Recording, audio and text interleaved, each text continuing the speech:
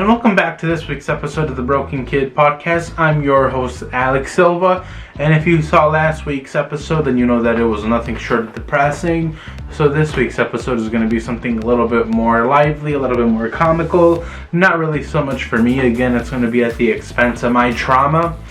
But one thing that I wanted to talk about was going to be this mishap, and I've been talking to myself about whether I should, I've been putting it off. Should I talk about it? Should I not talk about it? Should I be honest and talk about this? Because it circulates around religion. And if there's anything that I like to stay further away from, it's hookers that have STDs, and it's also talking about religion. But today we're going to be talking about the latter. And I'm going to be talking about the time that essentially I was auditioning to be a part of a comedy troupe. Now, for those of you who don't know what a comedy troupe is, essentially it's just a group of people who do comedy. Specifically, most of the time, it's improv comedy. Now, for those of you who don't know what improv comedy is, it's pretty much just comedy with no script. It's live comedy, meaning you're doing it in front of people, and these people often give you suggestions. And yes, I had been doing improv for a really long time at this point. I was excited for this opportunity. I was like, let's audition. And usually when you go to an audition, you do just that. You audition. It's a free audition. Now, what I didn't know at the time is that upon auditioning, you had to audition. It was a audition pay. You audition, and then if they like you, they say yes, you can be a part of our troupe. Now, you're not a part of. What they don't tell you is that there's different troupes. So there's like the paid troupe where you have to pay to be a part of it, which is us. Pretty much it's like paying to be a part of the cool kids club, like in high school. You paid to go to a high school party. So you're really not that cool. You haven't earned the title. And I didn't know, but I perform. And it was kind of a horrible audition. I'll go into it. But we were all under the impression, all of us that were auditioning, because we all knew each other, because we were from other, we had been doing improv together at another comedy club, and we were really good. But this goes to show that you put you give a ninja nunchucks, he's phenomenal, but you give a ninja a sniper, he doesn't know what to do with it. That's exactly what this was, because I didn't know that this was a Mormon comedy club. I had no idea. I show up and I do my comedy, and I believe it was like something along the lines of what was it? So we were under the impression that we were going to audition to be a part of what's called in improv world or in acting world for live performances, the main stage group. We thought we were going to be the ones that people come and pay to see us.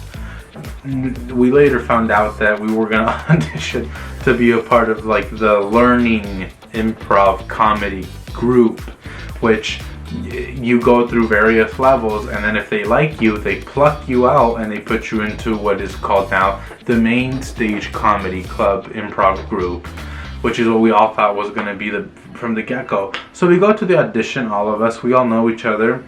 They all look like they could care less, and it was really interesting because this was a Mormon. If you've never heard of a Mormon comedy club, there's a reason. That's like Hitler giving to charity. It just doesn't happen, and there's a reason why it doesn't work out, because the comedy in which they were doing was so vapid, so boring. You were like to a short leash. Like, look, if this is the wall, look, if this fridge is a wall, this is how short, this is how it's like this. Look, I'll show you. This is what it was like. You were like this. This is how short the leash was. And occasionally you would fight to look in the opposite direction just because you got tired of looking at that site. But anyhow, it was like just a horrible experience. And everybody, I was the idiot who didn't know this was a comedy club that was ran by Mormons. So I show up, and my style of comedy, I grew up watching Ryan Reynolds, and you know how Ryan Reynolds is, very witty, and he cusses sometimes, oftentimes he does, and he makes jokes about sucking and fucking and glory holes and all this stuff, and he's very gender fluid and pansexual. So I step on stage, and I kid you not, it's like barely putting the tip into a Catholic girl, and I remember, like, me and my scene partner were doing a scene, and he says something that was like absurd to me. So I respond with I exude truthfulness, I guess, and I'm saying that to be funny and dramatic. But I said, "What the fuck?" And I kid you not, the guy on the guy who was the owner said, "Hey, no cussing," and I was like, "Oh God, okay." And you know, I'll be honest, I think about it till this day. Because I grew up in an abusive household, like with a mom who said you were worthless, you never do anything right, you know, you're a waste of sperm. And I grew up with a father who was too busy to hang out with us because he was hanging out with his like mistress called cocaine and meth. He had a few mistresses and they were called cocaine and meth. Until my mom, who has told me really mean things,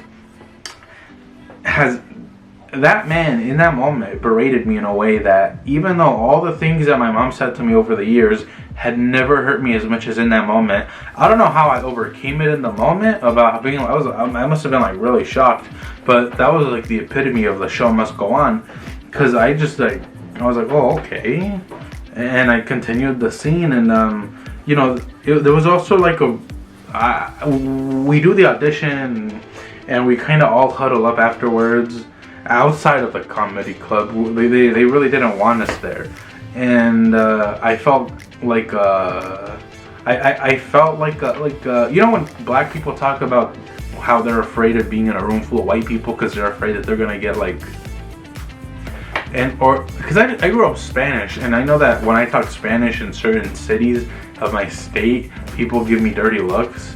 And you know, it's like I talk with Spanish with my mom. At like, for instance, I take my mom to the doctors, these specialists, right? Occasionally she has to go, and I blame it on her primary health care provider because she gives us referrals that are like in another city that are known to be very conservative, as opposed to our city that is very Hispanic based. So I go, and we go to these like referrals, and we're like talking Spanish, me and my mom, because it's our first language, and we get like a lady who's like looking at like Jack Nicholson, like she's about to axe me. But that's how I felt. I didn't feel wanted, and I paid the $300 for the class. And you know, it was really underwhelming. This guy is not a good comedian, but when you own a comedy club, you get away with not being funny because, you know, it's your comedy club. But the other funny thing is that before you enter the shitter, there's like a picture of him and his wife from like right about here to here, and it's a portrait of them both, and he's smiling like this, and then like the woman is like this. Now, if you would have shown like the lower, like the last bottom 6 inches, it's almost like he cropped them out on purpose. You would see that there's like a gun being pointed at her, and he's saying like, "Smile, bitch," or else I'm gonna blow your goddamn stomach out. And you're like, holy crap! I don't know why it's on the way to the bathroom. It's kind of nasty, but no. They obviously didn't like me. None of the people who were like there for the audition, like holding the audition, liked me. There was like 3 of them. They were the only ones who thought everything they did was funny. And we're done with the audition. I'm done, and we're talking. And you know, I was like, holy crap! Like, was it just me, or was that very like tense and like you can't say anything? He's like, Alex, one of the ladies there who was like a great friend of ours in terms of like the improv comedy group, because we had been doing it at the other comedy club. She's like, Alex, do you really not know? And I said, what? She's like, they're Mormon. And up until like probably like 6 months ago, I didn't even know what Mormon was. At the time, this was like 2 years ago. I didn't know how strict Mormons were, but I know they do all this stuff about like soaking and stuff. And she tells me, she's like, Alex, they're Mormon. They don't do what you do. And she's like, if it gets out that you said this, it could ruin the whole community. Like, as in, like, if they come to a live show and I say the F word, they're gonna, and people are paying for this, they're gonna get mad. So I stupidly, I get scammed, and I pay the $300. I go to the first class, and I'm kind of like pushing his envelope, and he's like, tell me something, like, he's like, tell us a fact. We're all doing, like, they do these warm-up exercises to get to know each other, and everyone there was like a goddamn Trump supporter, like, except for us. Like, we didn't know what we were getting ourselves into. We didn't know that they're like, and he's like, it's finally my turn to say something about, like, an interesting thing, and I said, oh, I like piercings and tattoos, but it's a good thing that I like these types of needles, like piercings and tattoo needles, as opposed to certain needles that I could be attracted to. And I was making a reference to heroin needles, and he was like, oh my fucking god, this kid's not gonna shut up. And there was like very little that you could do. And he also had this like thing where he would say, push the gas pedal. That was like his note. You know how like you hear about directors who give shitty notes to their actors? His would be, push the gas pedal, meaning intensify the scene. But speaking technically, there's only, it's like a fast burn. When you give it all within 2 minutes or a minute and a half, kind of like how he does in bed, you deliver a very disappointing scene. Because it's like this: anybody can juggle 3 balls for 2 seconds. Not everybody can do it for 2 minutes, or I should say for 10 minutes. You know what I mean? That's where the true skill represents itself in improv comedy. And he would not stop saying it. He had like a fixation with putting the gas on the pedal. And I never went back. And we ended up going to like another comedy club, and we ended up finding out that we ended up going to our former comedy club where we all of us did comedy, where we actually liked. And we told our teacher, and she said, that's a pretty scummy thing. So if you ever come across a Mormon comedy club, just know that you're most likely gonna get scammed, and that you should run. And that's my experience with a Mormon, with Mormons. We don't mix well. It's kind of like Palestine and or it's kind of like Jewish people and Palestinian kids. They just don't like me, and I felt like a Palestinian kid, like I was being held prisoner. And you know how like they say Willy Wonka or Charlie and the Chocolate Factory is the place where people go. What's the trademark phrase? You go to Willy Wonka's factory to get diabetes. Well, you go to this comedy club. You go to Jester's Comedy Club. It's the place where creativity goes to die. And boy, did it die in my experience. But of course, Mormons are gonna go and they're gonna wear their stupid garments and they're gonna laugh and they're gonna say, and then they're gonna go home and pretend they didn't have sex because they just soaked. But that was just my opinion, and my experience was horrible. I think they wouldn't have initiated me into the cult because they didn't like me. I'm surprised they even let me do improv there with the amount of piercings and tattoos that I had. And I remember one joke I made was like, I have a tattoo of look, this interesting tattoo right here. You can't see it, but it's like it's a tattoo of an old horror icon, right? And I remember I said, oh, I want to get Vampira, which is she's a vampire. She's a female vampire. And I said I'd let her suck me, and right in front of the guy, and I said I wouldn't mind if she sucked me, and I said no, suck my blood. And I was pretending to save it, and he was hearing it. And one of the kind lady who told me that they were Mormon, my improv friend, she was like about 45 or 50. She was a sweetheart, and she was like, oh my god.